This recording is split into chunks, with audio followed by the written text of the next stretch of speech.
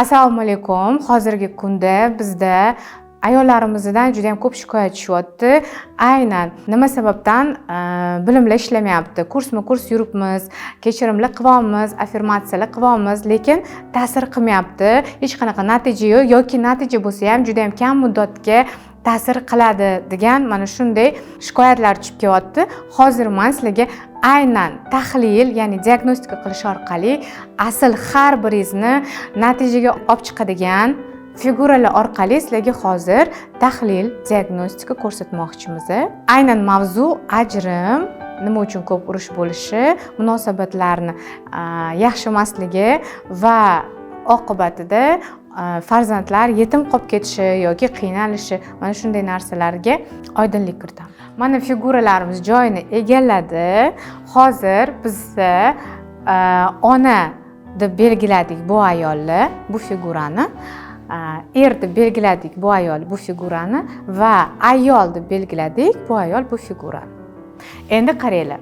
Mana shu vaziyatda albatta urush bo'ladi, janjal bo'ladi, ajrim bo'ladi. Nima uchun? Sababi er diqqati onada.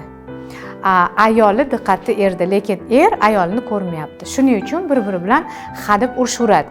Bunaqa vaziyatda erga energiya kelmaydi onadan va takji farzandlarga ham energiya kelmaydi ayoldan.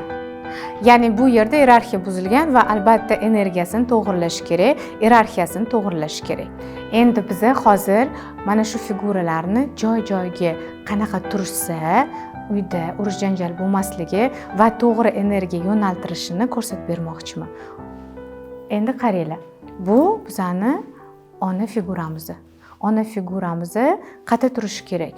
Ya'ni orqasida onasi kuch berib turishi kerak erkak kishiga va ayol kishi o'zini joyi bu aynan erini yonida bo'lishi kerak.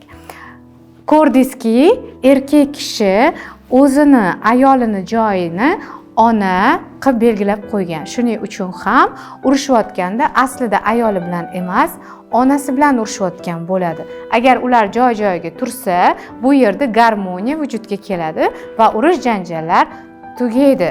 Ona erkak kishiga kuch berib turishi kerak.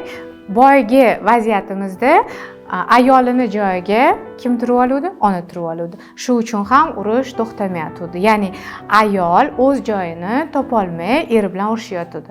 Hozir mana joyiga turdi va garmoniya vujudga keladi. Aynan mana shunday turishda, mana shunday figurani turishida garmoniya vujudga keladi.